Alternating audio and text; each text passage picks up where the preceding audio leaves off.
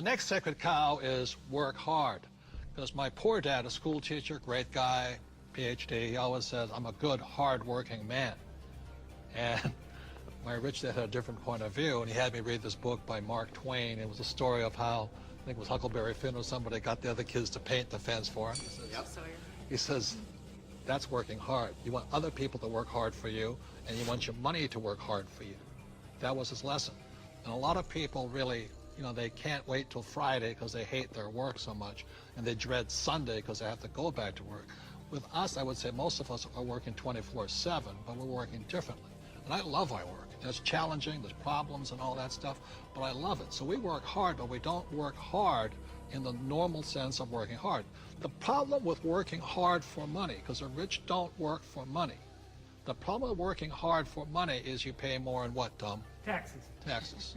The harder you work for money, the more you will pay in taxes, right? Well, right. If instead of working hard for money, like you're talking about, instead if you work for assets, then you pay a lot less taxes, because the tax law, again, is geared towards building assets. Because as we build assets, we build the economy. Time out. The big difference between E's and S's and B's and I's, E's and S's focus on the income statement, and B's and I's focus on the asset column. My rich dad simply said to me, he says, assets put money in your pocket whether you work or not, and liabilities take money from your pocket. For example, my house is a liability because it takes money from my pocket every single month. Yet my rental properties are assets because they put money in your pocket whether you work or not. One of the reasons so many people are struggling financially today is they're buying liabilities they think are assets. As we build assets, the economy grows, and the employees get benefits also, because now we have more jobs for more employees. But on Michael's side, why are people working so hard is because the Fed's also working hard printing money, right? Yeah, people. I've got friends that just say, I need to get more hours, or I need to get a second job or something like that. They're working harder to make a few more dollars, but they don't realize that over this entire past decade, the average in real income after inflation has been falling. So the harder people work, the less they're making anyway, because the government and the Federal Reserve, the banking system, they're basically stealing it from them. Can we bring in the bags of coins right now? Thank you. I'm not going to hold that. Oh, I'll give you an example.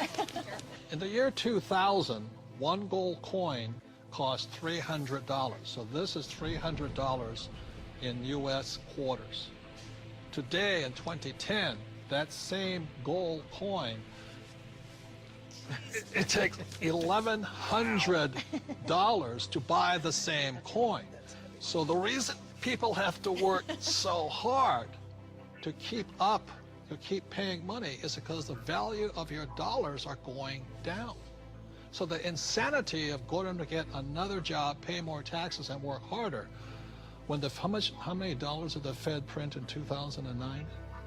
From August of 2008 through 2009, they created about 1.5 times more paper dollars than it took 200 previous years to print. So that's why people are working harder, because your money is worth less. And it isn't the coin that changed. People don't understand that it isn't this price going up, it's the value of the dollar falling. It's the currency that's changing. The can of soup in the grocery store, that can of Campbell's soup, it's the same can with the same contents from back in 1950 when it was 15 cents to today where it's $1.95 or whatever it is. So that's why the rules have changed. In 1971, the U.S. dollar stopped being money and it became a currency, it became debt. It became an IOU from the federal government. And the thing is, they can print as much as they like of it. And the more they print, the harder you have to work. It all takes place in your head. Take this glass here. In this case, the glass here is context. It holds the content, in this case, the water. E's and S's have a different context than B's and I's. Having a different context, E's and S's attract the sacred cows like go to school, work hard, live below your means. B's and I's, having a different context entirely, attracts a different type of content, different type of information, different type of education. Money is created out of your head. If you're a true B and I, you're not concerned is because just like the Fed, we can print our own money.